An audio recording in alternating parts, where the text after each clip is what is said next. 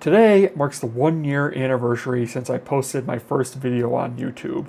I was spending some time reflecting on everything that I've learned this past year, and I realized that that holds true for amateur astronomy as well. Over the last 15 or so years of being involved in this hobby, I realized that there were several lessons that I learned that applied to other areas of my life and went beyond telescopes and constellations and deep sky objects. So today I want to share 4 of those lessons with you, and hopefully they will save you some frustration, some self-doubt, and may even help save you some money. The first lesson is patience, and I have never inherently been a very patient person, but that is a skill that I have learned to develop through amateur astronomy. Specifically, I'll start off with the difference between looking and observing, and I have covered this in videos before, and I mention it all the time, especially for visual astronomy. Having some patience and sticking with an object and letting it kind of absorb into your eyes, letting your eyes adapt to the darkness, really is where you can get a lot more benefit from visual observing and where it really enhances the hobby. But another part of that is to have some grace with yourself and have patience while you're learning. There is so much to learn about amateur astronomy.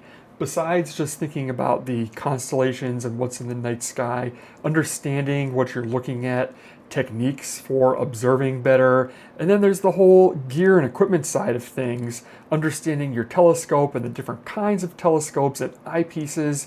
There is so much to learn, and it could really take a lifetime for you to get a good understanding of that. You go to these astronomy club meetings and see people who have been doing the hobby for 30 or 40 or 50 years, and they're still learning things about it all the time. It's basically a unending challenge to, you're never going to learn everything about amateur astronomy. Having patience with yourself as you go through that process, the learning of all of this stuff is the fun part of it, not knowing all of it. When I got my first serious telescope, I wanted to go out and see the Orion Nebula more than anything else. Orion was high in the sky, and that is a simple constellation to recognize, and everybody knows that the nebula is in the sword that's hanging down, and I thought that that was a great first target because it was easy to point to. Boy, was I wrong. Without having a red dot finder on that telescope and just an optical finder, it took me way longer than I was expecting to just track down that huge object. Eventually, I was able to, through a lot of patience, and the dopamine dump that you get from finding that the first time is well worth it. But it's easy, if you don't have patience, to get lost in that hunting for objects in the sky. That's a skill that you need to develop, and people get their telescope and they want to get out and see stuff right away, not realizing that pointing the thing at the sky is a lot harder than it looks. The first kind of fainter deep sky object that I then chased was the Ring Nebula. And yet again, this one is in a recognizable constellation that's easy to find in the sky, but if you haven't attuned your eyes to what these fainter deep sky objects look like, it takes a little while for you to recognize that, and you really need to have patience to scan the sky and look for these things while you're learning what to see. So I'll never forget the moment that I saw that for the first time. It was utter joy. I was so thrilled that I was finally able to pick off a faint deep sky object that was less recognizable than, we'll say, Orion Nebula. But again, that kind of skill for patience that I have developed over the years, it's still something that I rely on all the time when I'm observing. In my last video, I talked about how I was at Cherry Springs and I was looking for Stephan's Quintet, which is a small cluster of 5 galaxies that are packed in really close to each other. That object is not easy to see or find, and even though I was using a go-to scope, I definitely had to scan around for a while until I could actually pinpoint that object. Having the patience to do that paid off because I was able to observe this incredibly faint, distant, but really cool object. And if I had just moved on after not having been able to find it for a few seconds, I would have totally missed it. Another area, another challenge that I've been dealing with almost the entire time I've been in amateur astronomy is I really want to see the Horsehead Nebula, which, if you've been in this for a long time, you know, or for any amount of time, you know that it is such a famous object to see, but it is very challenging to see visually. I have spent hours sitting there behind an eyepiece, pointed at what I know is the exact star field where that nebula sits, and I have been using every ounce of averted vision and every ounce of patience to try and catch a glimpse of that, and I have not been able to do it yet. I'm being very persistent with it. I know one of these days the conditions will be right, or I'll be behind a big enough telescope that I will see it. Not giving up in this hobby is a critical skill to develop. It's something that you can apply to other areas of your life pretty easily. And the point here is that all of this frustration that you develop leads ultimately to better learning, better problem solving, and getting a deeper understanding of what you're actually doing. And while patience has definitely made me a better observer and created more fulfilling experiences for me, it has also taught me that buying better equipment doesn't always necessarily create a better experience. So number 2 is know when good is good enough. In hobbies like this one, where the gear is really centric to the hobby, manufacturers are always going to find innovative ways to take your money. Well, innovative ways to improve the experience. I try and think of this old adage my father always used to tell me, and he would say, never buy a tool until you need it. And I try and keep that in mind as this experience, because there are always new products, better products coming out in this field. Recognizing what you actually need to have a better experience out in the night sky, I think is definitely a challenge, because I think it's inherently in our nature to always be chasing the next best thing, to elevate the experience, to make it better. But sometimes keeping things simple and recognizing when good is good enough is an important skill to learn. So one question that I'm always asking myself before I purchase any bit of astronomy equipment is, what problem does this solve, and is it going to meaningfully enhance my observing experience? While we're talking about gear for a second, I've created a curated list of some of my favorite astronomy accessories and put the link in the description below as an Amazon storefront. If you purchase anything off of that list, it doesn't increase your cost, but I get a small commission back, which helps to support the growth of Night Sky Voyager. Thanks for your support. Because one thing is definitely for sure in this hobby, and that is that diminishing returns are absolutely real. There is always going to be a next step up from whatever you have. Oftentimes, let's go with just like a simple run-of-the-mill Plossel, for example. You can always, even within that line, upgrade to something like a TeleVue Plossel that may have a little bit performance, but oftentimes a 5 to 10% in performance increase comes at more than double the price. It's something that's worth evaluating if solving that problem, chasing that little bit better percentage improvement is really worth the effort, or if you can focus on being satisfied with what you have currently. Basically, don't create a problem that doesn't exist already. One thing I've noticed over the years, especially, is that this hobby can attract people who are very analytical in nature.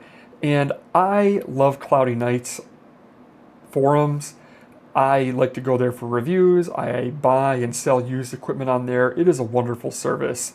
But you can see this analytical nature come out in the product reviews that people do for that. Many years ago, I was looking at some eyepiece comparisons that someone was doing on there, and they had set up a test where essentially they had printed out some black graph paper and had stuck it to a wall on the other side of the room, and were looking at that graph paper in different eyepieces in fully lit conditions to see if the lines were straight or if the field was curved, and they were really going over it with a fine-tooth comb. And while I think that is an interesting test to conduct. It doesn't necessarily recreate the actual conditions that we're using it if we're outside stargazing. It's very easy to find minor flaws that might be in your head a deal breaker, but I really encourage you to get out and take a look at some of this stuff if you can at a star party for your local astronomy club, or get an opportunity to look through some items before you think about buying them, because oftentimes reviewers can develop a test, which they are doing in good faith, but it doesn't necessarily represent the actual field results that we're using. Let your own eyes be your guide. I think if you take that approach, it will help temper the feeling that you always have to chase the next best thing. Once I stopped expecting new equipment to solve every problem that I have, I discovered how many of these problems that I was actually capable of solving for myself. So lesson number 3 is that you're capable of building or creating much more than you think you are. Being involved in amateur astronomy has pushed me to develop some skills that I never thought that I would need in the first place. Battery technology over the last 5 to 10 years has really come a long way. When I first started getting in the hobby, you would see people using a couple different options for bringing your battery out in the field.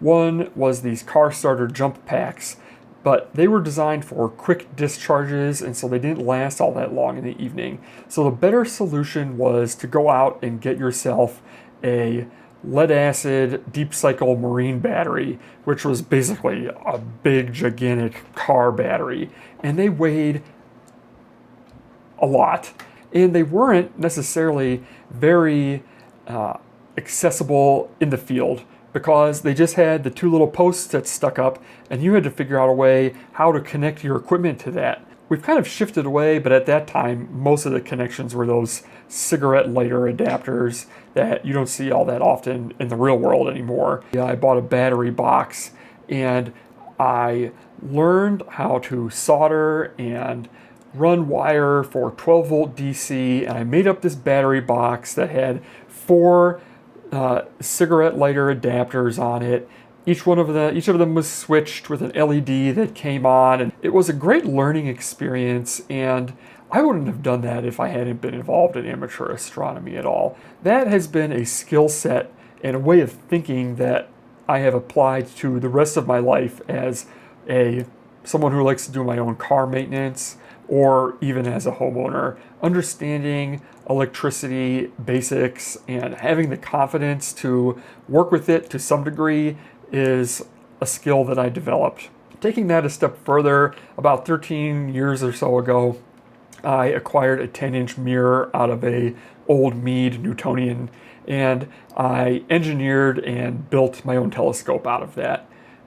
There is a lot more that goes into designing a telescope than simply understanding the focal length and making sure that it is the right size and that all of those parameters are lined up. It really is a rabbit hole that I had never even imagined when I got into this project. It involved understanding the optics of how big the cone of light was, properly sizing the secondary mirror, but also thinking about how to balance it and understanding the moments of inertia and how much friction you needed at the bearing, for the size of the bearings, and making sure that it would balance with different weights of eyepieces, and making sure that you were getting the focal length correct and that you weren't causing any vignetting. Going through that process of engineering and building a telescope, not something that I would expect anybody out there to do, but it was a great learning experience for me, and it was something that carried on. It changed the way I think about things in a way that is really hard to put into words. When you're engineering and designing something and making something out of nothing, it forces you to problem solve and weigh trade-offs and think about decision making in a totally different regard.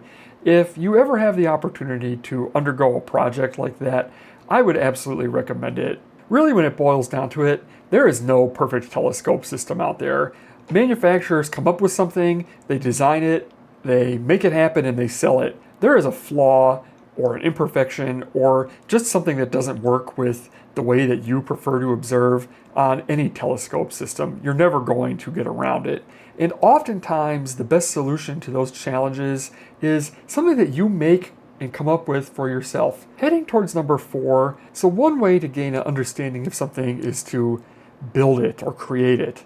But another great way to enhance your understanding of a topic is by teaching other people. Prior to starting this channel a year ago, I was always involved in public outreach for astronomy. I would challenge myself to my local astronomy club gives a monthly lecture series, and I would challenge myself to present one of those lectures, if not every year, every other year.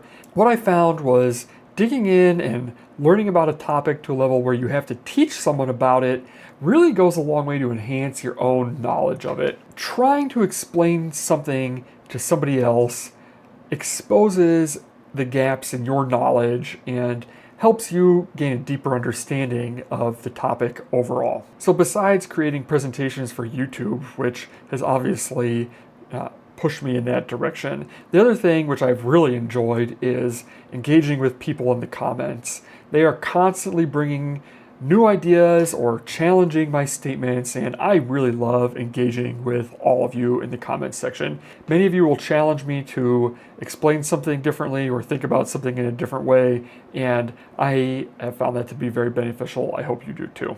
If you want a place where we can talk or engage with one another in more depth, the Discord server is the place to do that. I've set that up to build a small community of us Voyagers, and it comes as a perk at any level of channel membership or Patreon.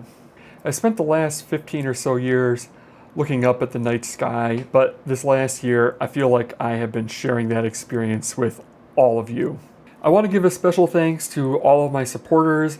We had a lot of new people join after the last video, and a lot of people showed up on Discord, so thanks for supporting the channel. I really appreciate it. It means more to me than you'll ever know.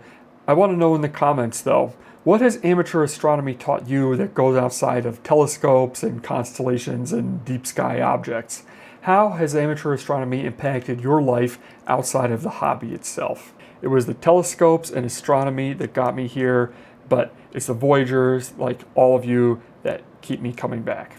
Thank you for the best year of observing that I have had yet. And remember, Voyagers, never stop exploring.